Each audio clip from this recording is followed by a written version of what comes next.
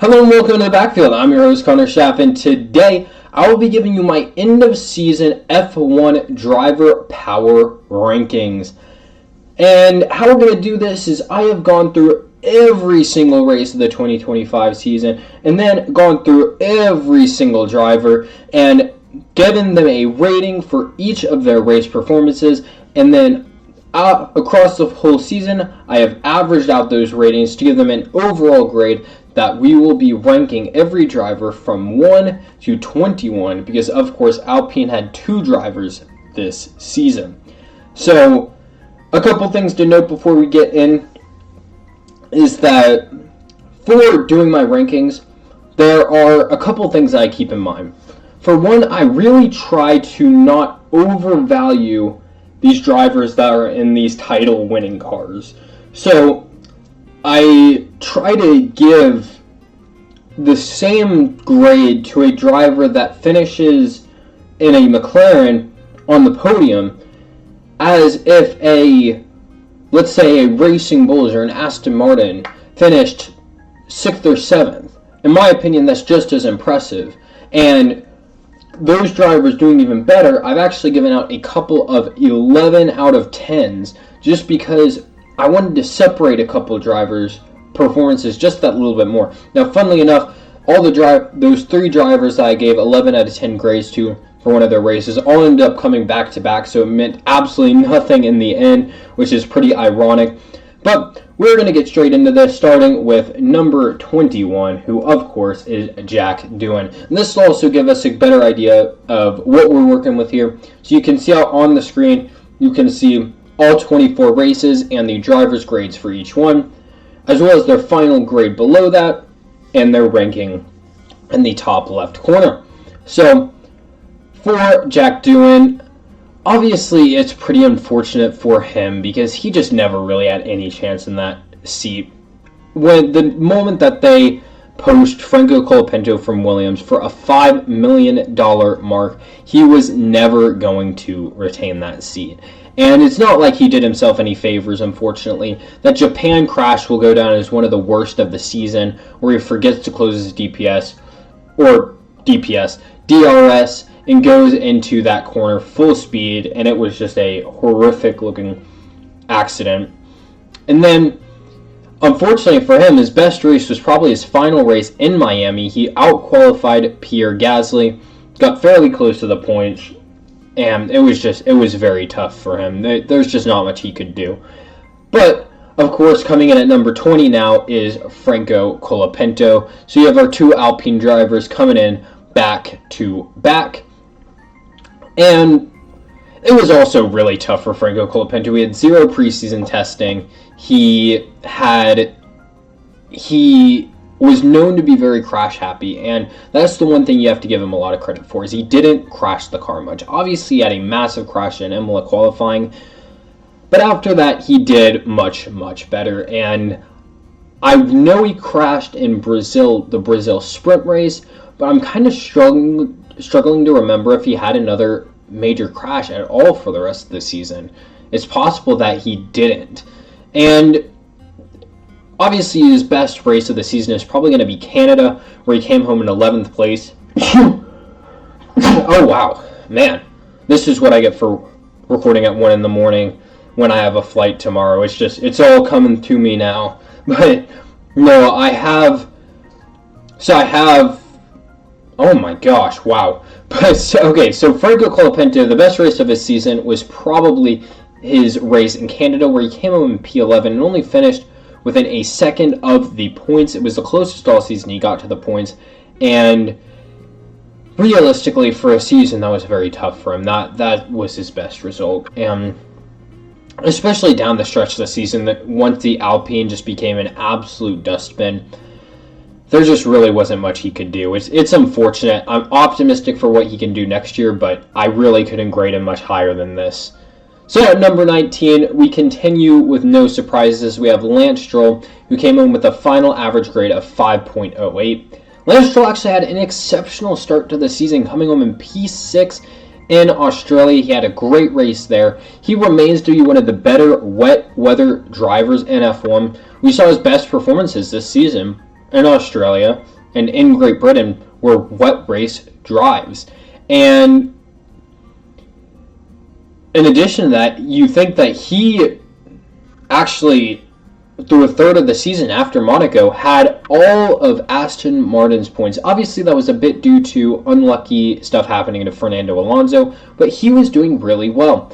Then it all kind of fell apart. He had a poor qualifying in Spain, and then obviously had to pull out of that race because of a hand injury, and from there it just didn't get too much better. He had some decent results in Great Britain, in the Netherlands, and then honestly, what I think gave me some optimism about him was his race, this last race out in Abu Dhabi, where he came home and finished in the top 10, helped his team retain P7 in the Constructors' Championship, and the emotion he showed after crossing the line gave me some hope that he still has some fight left in F1 when Aston Martin is supposed to have a very competitive car next year. Obviously, he's been way off the pace of Fernando Alonso this entire season. Did not out-qualifying him in one full qualifying session. Did a couple of times in sprint qualifying, but getting out-qualified 24-0 is pretty bad still. So he comes home in number 19. Negative number 18, still no surprises. We have Yuki Tsunoda. Yuki Tsunoda, it was a tough season for Yuki, but it actually started off really well for him. He had a great, unbelievable, in fact, qualifying in Australia. He finished P5 in qualifying, and then poor strategy from the team let him down. He had a great sprint race where he got 3 points for the team, finished 6th place in China, and then got screwed over by the strategy again in China. Then he moves to Red Bull, and I think that people actually underrate his start with Red Bull. He was actually okay to start off his time with Red Bull. He got points in Bahrain, had a decent time in Saudi, got points in Miami, but then it all kind of unraveled. He obviously had that massive crash in Imola qualifying, and then it just kind of kept falling apart, and he really lacked good performances for the rest of the season. Obviously, he had a standout race in Baku, finishing 6th, but even that was so far behind his teammate. And then same thing in Austin. He had 2 good races in the sprint and the main race, but he still was so far off his teammate the entire weekend. There's almost so much credit you can give him. And then it just all gets epitomized by this last race where he ushers Lando Norris past, gets a penalty. It just was really tough for him. But yeah, it was a very tough season from Yuki Tsunoda. It's going to be sad to see him go, but he just did not have a great season. The worst race of his season was certainly in Brazil, where quite literally everything that possibly could have gone wrong went wrong. Probably one of the 3 worst drives of the season. We'll talk about the other 2 when we get to it, but funnily enough, I think all of those happened down the stretch of this season. Maybe some recency bias, but it was a tough season from Yuki Tsunoda. Next up, we have maybe what the first little bit surprising one is, and that is Gabriel Bortoleto. Now, have I been out of shot of my camera this whole time? I don't know. I'll back it up a little bit here. There we go. And it is what it is. If you got to see like my face like this, then who cares? But there we go. Cool. So, Gabriel Bortoleto, obviously I think that people have looked back on his season quite positively, but out of the point scores of the season, he did finish last, and he was just so inconsistent in his race pace. He, to me, was the most rookie of the rookie drivers, where he had so much quality pace. He was so fast in qualifying. He ended up tying Nico Hülkenberg in the qualifying head-to-head, and we know how good of a qualifier Nico Hülkenberg is. But in race pace, he was just so far behind him. We saw this epitomized so well in Abu Dhabi, where obviously Gabriel Bortoleto qualified at 7th. That was a great qualifying for him. Nico Hülkenberg, I think, qualified around 14th or 15th, and Nico Hülkenberg ended up finishing the race ahead of him comfortably. And yeah, it's been tough race pace-wise for Gabriel Bortoleto, but he does have some huge standout races. Hungary and Austria are the 2 big ones that come to mind. Both great races for him. And I think he can go into next season with his head held high. And even though he's the lowest rated of the rookies, I still think he had a decent season. Next up, though, we have, I think, the last of the people that will be unhappy with their season, at least knowing how the cars have done over the course of this year, and that's Lewis Hamilton.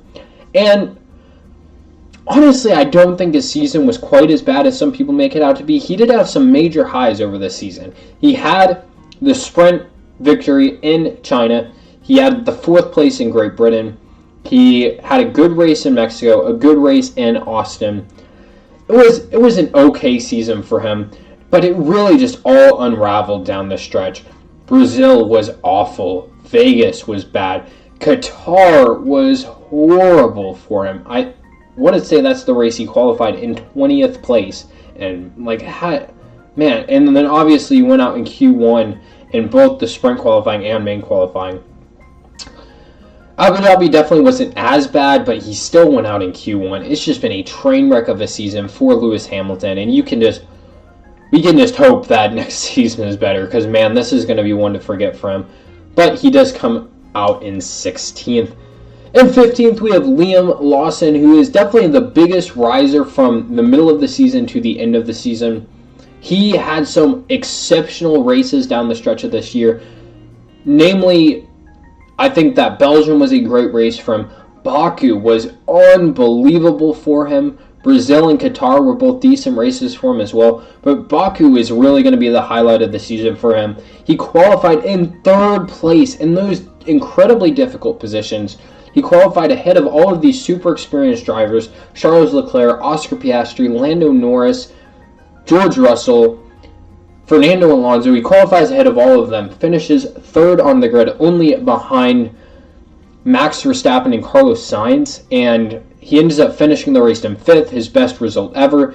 And you have to give him a lot of credit. He really has earned his seat in F1 for next year after what was a super poor start to the season. Obviously, he has his first 2 races with Red Bull that were a disaster. And then he really struggled to get with the car until Monaco, where he pulled off a masterclass of defense, where he pretty much guided Isaac Hadjar to 6th place in that race. He deserves a lot of credit for that. And then obviously in Austria, he has a 6th place as well. And it just, overall, it was a good season for Liam Lawson. I think he's going to look back on the first third of the season really, really poorly. But once he got to grips with the car, he was fairly even with Isaac Hadjar and ended up coming out with a decent season. So he comes home in 15th. Next up, we have Andrea Kimi Antonelli with a grade of 5.37 across the season. Now, this is maybe another one that people will think should have been higher. And I think that's just going to be some recency bias because of how poor the middle of his season was. And he had 2 worst races of the season candidates. Neither of them, I don't think he actually raced enough for them to be the 2 of the worst races of this season. Obviously, Red Bull Ring, he crashes straight into Max Verstappen on lap 1. And honestly lost Max Verstappen the title in the end because of it. In Netherlands, he crashes straight into Charles Leclerc, ruining his race as well. He obviously had some pretty unlucky moments with engine failures, but I think we also have to look at his highs as well. He had the great comeback race in Australia. That was an exceptional race for him to finish 4th. Brazil, he gets the podium. I think that is honestly his most impressive race of the season, coming home in 2nd there. Canada, he got his first podium of his career. Vegas, he gets on the podium for back-to-back races. So he definitely had some good races. It still just was a tough season in that European stretch of the year, but he really recovered down the stretch of the season, so you have to give him some credit for that. Next up, we have Pierre Gasly.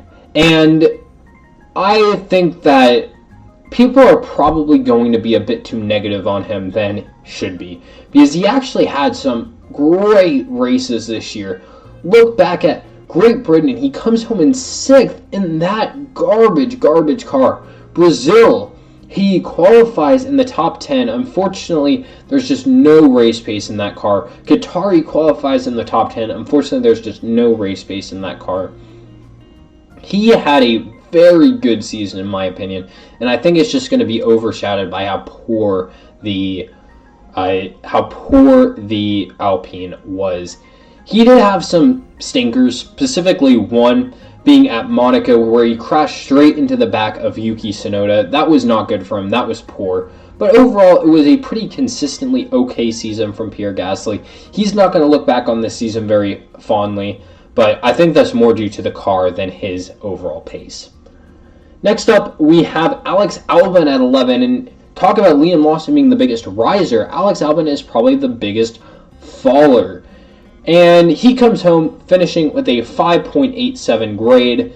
And you still have to give Alex Albon so much credit for the season he's had. And honestly, maybe in my grades, especially in the early parts of the season, I almost got too used to him having great results and haven't given him enough credit for those results. But obviously in Austria, he comes home in P5. China has a great race. Miami, he ends up I want to say he was bound for 4th in the sprint and ends up getting an unlucky penalty that made no impact on his position. Then he also finished 5th in the race itself, I want to say. He also had back-to-back races at some point in the... I think it's Miami and Imola. He finished 5th in both of those races. Netherlands, he had a great race. Belgium, he had a great race. So it was just an overall really great season through Monza. And then the last third of the season was so bad. No points outside for the U.S. sprint race, the Austin sprint race, where he still was behind his teammate. And then Vegas has to be one of the worst races for any driver this season. The only driver to crash in a wet qualifying session he was. And then he just had so many problems in the race. He crashed into Lewis Hamilton. He got multiple penalties. It was a disaster. And that one would probably be in my top 3 worst races as well. Next up, we have his teammate Carlos Sainz that jumps him in the end with some great races to finish the year. He gets a 5.95 overall grade, and it was a tough start to the season for him. He obviously has the lap 1 crash in Australia. That just doesn't look good at all for him. But then he really recovers. He had some really unlucky moments with engine failure, getting holed up in traffic. But you have to take a look at his final third of the season with so much respect. He obviously has a podium in Baku, starts P2. He has a podium in the U.S. sprint race. He has a podium in Qatar. He has a great race in Vegas. Just everything working out great for Carlos Sainz to end this season. And it ended up propelling him into the top 10 in both my grades and the driver standings, which looked so doubtful at one point of the year. So you have to give him so much credit for that.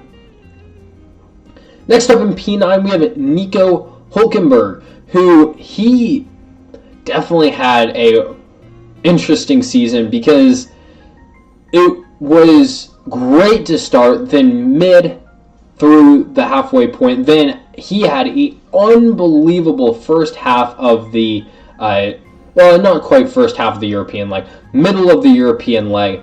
Then he came back down to earth, had some poor races, then finished off the season very well. And he ended up finishing P11 in the championship, which for a Sauber driver is unbelievably good. But I think the race that really defines this season is that Great Britain race where he came home in P3, the first podium of his career. And he has driven in a Renault. He has driven in an Aston Martin, in a, where else has he driven in his career? I want to say he's been in the Force India car. He's been in cars that he could have gotten podiums in. Obviously, Renault was most of the times he's gotten closest to that, and somehow he just never got quite there. But he gets there in a Sauber in their last year of existence.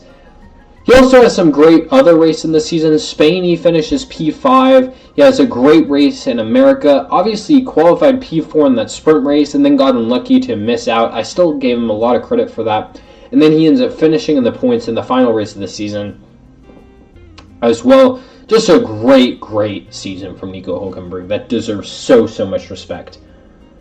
Next up, we have Oliver Biermann, the second place rookie for me, and he definitely had a bit of a rough start to the season, just not a lot of stuff was going his way. And then he clicked in a switch turn for him, and his second half of the season was great. Obviously, his big highlight of the season for me is going to be his Mexico City race. He, in a dry race, finishes P4, outmaneuvering guys like Lewis Hamilton and Max Verstappen on the track. It was so good for him. And for a lot of that race, we thought he would be on for a podium. And man, still a P4 is so great. Then he comes out in Brazil and gets a P6. Netherlands, he got P6 in. It was just a great second half of the season for Oliver Bierman. That gets him a 6.33 overall grade. And honestly, there just weren't a lot of lowlights either. He actually had a very decent season overall. I think that the biggest lowlights you have to talk with him about is just his practice mishaps or his qualifying mishaps. A great example would be in Great Britain, where he qualified in 8th, I want to say. A great qualifying, but he was speeding under a red light in practice. Why would you do that, man? You had so much pace. And it's unfortunate for him, but he still has a very good season in the end. And that leads us to our number one rookie for the 2025 F1 season, and that is the man that will be driving for Red Bull next year, Isack Hadjar. Obviously, the highlight of his season is going to be the Netherlands podium. That was such a great drive. Once again, a dry race that he finished on the podium on merit. Obviously, Lando Norris has the crash, but he still would have finished P4 in that race on merit. That is incredible work from Isack Hadjar. He had some other decent races across the season. A great race in Qatar and Vegas. Obviously, gets so unlucky with the tire blowout in Vegas that kept him from getting the points, kept him from being in the top 10 of the driver's standings. But there was a reason this man got promoted to Red Bull. He had an unbelievable season, the best season out of the rookies, one of the best seasons, period. And he deserves a lot of respect for that. At number 6, we have another guy that fell quite a bit from the first half of the season, in my opinion, and that is George Russell. And maybe some of it is just that the Mercedes was just not as quick in the second half of the season. But he did have some still very good races. He obviously had the race win in Singapore. That gets him a 10 out of 10 for me. The podium in Vegas, that was very good for him. But he just had some tough times as well. He was starting to get it was starting to get a lot closer with Kimi Antonelli as well. He got out-qualified in quite a few sessions. And I don't know, maybe I'm being too harsh because the Mercedes pace wasn't quite as good. But I think there were some tough races for him during this part of the season. But I still think you have to give him he had a great year. And in my opinion, he's the favorite for the Drivers' Champion next year. You saw how he performed when he had a great car for the first stint of the season. He was technically in the Drivers' Championship race. He was getting podium after podium after podium. It was a great start to the year for him. And then it did unravel a little bit, but he gets 2 wins on the year. He's the only driver not named Lando Norris, Oscar Piastri, or Max Verstappen that won races this year, and that deserves a lot of respect. Obviously, you can see that is tied for 5th, and he is tied for 5th with Oscar Piastri, who I think is absolutely crazy that after 24 grades, after a 240 points up for grabs, George Russell and Oscar Piastri had the exact same number of points for me. And, man, it was a very different way to get there, for sure. I think that George Russell was just consistently pretty good for the entire season. And Oscar Piastri was the number 1 driver after the halfway point of the season. And then it kind of just unravels. Baku was a disaster. It was easily one of the worst races of the season. It was so bad. Singapore, meh. Austin was horrible for him. He ends up crashing. I get it's tough to judge, but it really looked to me like he was at fault for that Austin sprint race crash. So he takes out his teammate in that race, then is comfortably behind him on pace. Was comfortably behind on pace in Mexico. did not have a good race in Brazil. Obviously, probably have to give him a little bit of grace for that penalty. Vegas was tough even before the disqualification. He was way behind Lando Norris on pace. Then he has a unreal, great end of the season. But there's just nothing he could have done at this point. It was done from the point that I think that Baku really destroyed his season there. But he still comes home in 5th.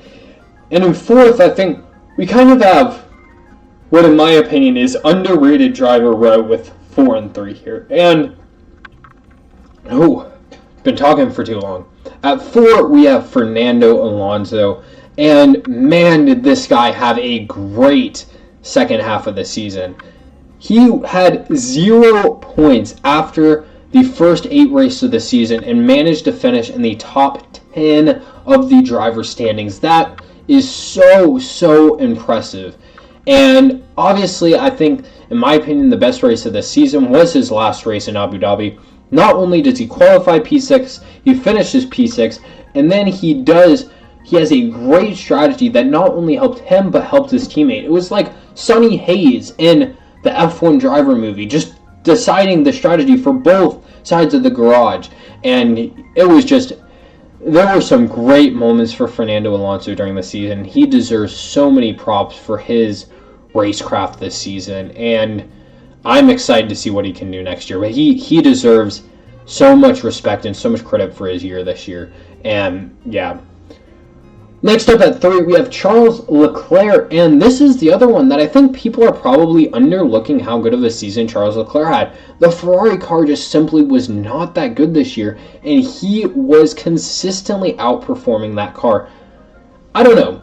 Maybe I just have too much faith in what Lewis Hamilton can do as a driver, because there's no way that this was more Lewis Hamilton being that bad than Charles Leclerc being that good. I think it really was Charles Leclerc being that good.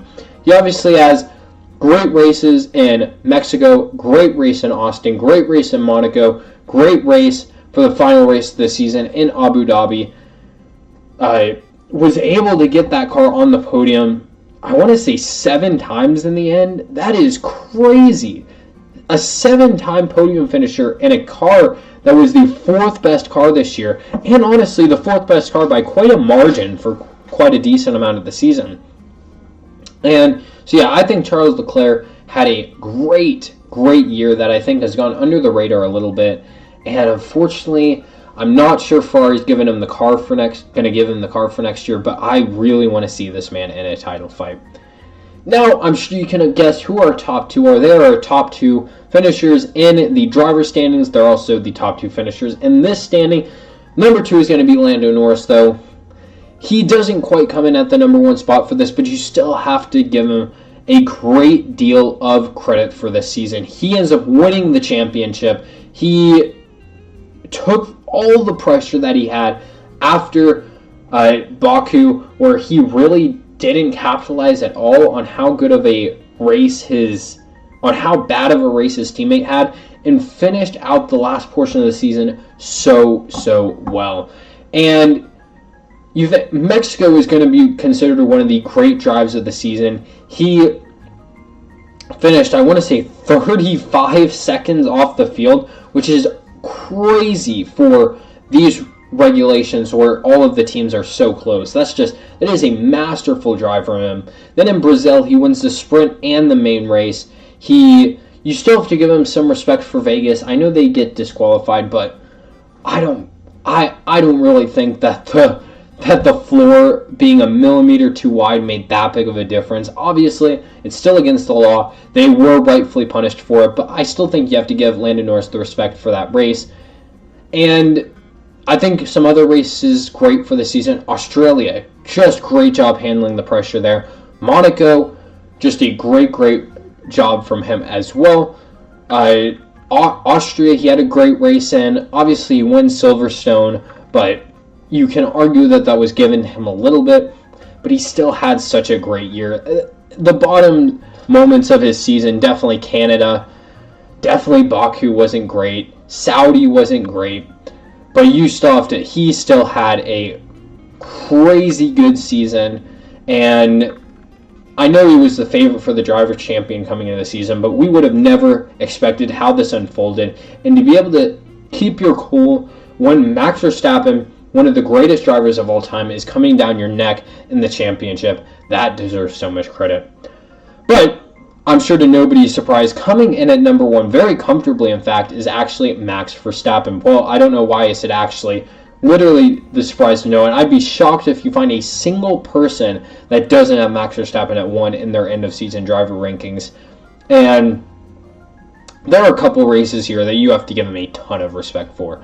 Austin, what a race for him. He wins the sprint race, wins the main race, just so dominant that whole weekend. I was actually there for the Austin sprint race and qualifying. He just looked on another level compared to anybody else.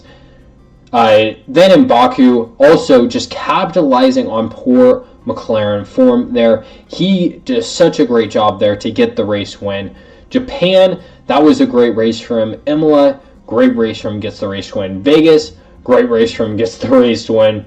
Just a lot of really good races for Max Verstappen this year. Obviously, the one moment you're going to look at that he had a poor race and was Spain. Just that total lapse of judgment from him. At the end of the day, you can say all the if, buts, and maybes, but he did lose, I want to say, 9 points in the end for that accident he caused, and he would have probably won the championship if not for that. But it is what it is. He still had such a great season, and we have to give him our flowers for that year. And to be able to come within 2 points of Lando Norris in the gap of car between those two is so, so impressive.